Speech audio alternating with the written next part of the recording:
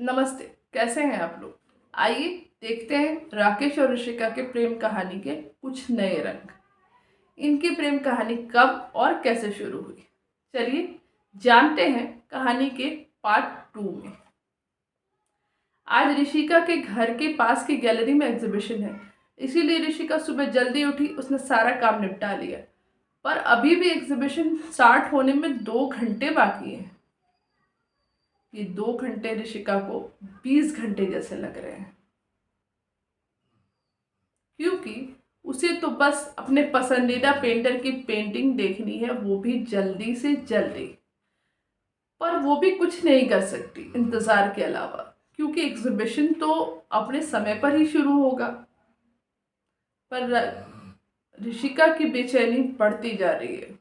वो राकेश की नई पेंटिंग देखने के लिए उत्सुक हुए जा रही है। उसके लिए तो मानो घड़ी की रफ्तार धीमी पड़ गई। समय कट ही नहीं रहा। वो कभी सोफे पर बैठती, कभी अखबार के पन्ने पलटती, कभी मोबाइल पर वीडियोस देखती। उसका मन नहीं लग रहा था। जैसे तैसे उसने 1.5 घंटे निकाले, फिर वो पैदल ही चल पड़ी गैलरी की ओर। इधर राकेश गैलरी में एग्जीबिशन की तैयारियां देख रहा, पर उसका ध्यान बार बार ऋषिका की ओर ही जा रहा था। उसके मन में बार बार एक ही ख्याल आ रहा था, क्या वो अनजान लड़की आज भी एग्जीबिशन में आएगी? फिर एक ख्याल आता, अगर ना आई तो? राकेश इन 2 ख्यालों के बीच में उलझा हुआ जैसे तैसे काम में मन लगा ही रहा होता है। तभी उसका असिस्टेंट उसको आकर बताता है कि मुख्य अतिथि आ चुके हैं। जानकारी मिलते ही राकेश मेन गेट की तरफ चल देता है। गेट पर पहुंचकर वो मुख्य अतिथि का स्वागत करते हुए, उनका अभिवादन करते हुए उनसे हाथ मिला ही रहा होता है। तभी उसकी नज़र ऋषिका पर पड़ी। उसने फौरन पहचान लिया कि ये वही लड़की है जो हर एग्जीबिशन में आती है। इससे पहले कि वो कुछ बोलता, उद्घाटन का समय हो चुका था, इसीलिए उसने उद्घाटन पर फोकस किया। लेकिन कार्यक्रम के दौरान भी उसकी नज़रें घूम फिरकर ऋषिका पर पहुंच ही जाती थी। उद्घाटन होने के बाद एग्जीबिशन को आम लोगों के लिए खोल दिया गया। इसके बाद राकेश भी मुख्य अतिथि की मेहमान नवाजी में व्यस्त हो गया, और ऋषिका भी घूम घूम कर गैलरी में हर एक पेंटिंग को देखकर खुश हो रही थी।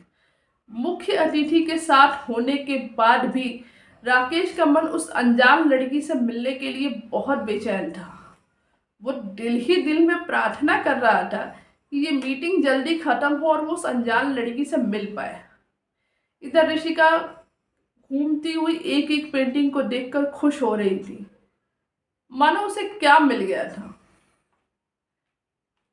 वो घूमती रहती, एक एक पेंटिंग देखती रहती, पेंटिंग में जैसे खो सी गई थी। उसे कुछ ऐसा मिल गया था जिसका उसे बरसों से इंतजार था। इधर राकेश ऋषिका को देखने, उससे मिलने के लिए बेचैन हुआ जा रहा था। मन ही मन बस प्रार्थना कर रहा था कि ये मीटिंग जल्दी खत्म हो। इन दोनों को ये नया एहसास पहली बार हुआ था, जो इन्हें कभी नहीं हुआ। तभी ऋषिका के फोन कॉल पर एक फोन आता है, जिसे देखकर वो चौंक जाती है, जैसे मानो उससे कोई गलती हुई हो।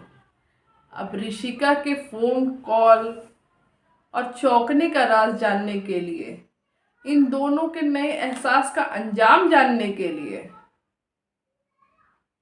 कहानी के अगले भाग को सुनने के लिए चैनल को सब्सक्राइब करिए और बेल आइकन प्रेस करें, ताकि आप से कहानी का एक भी पार्ट मिस ना हो सके।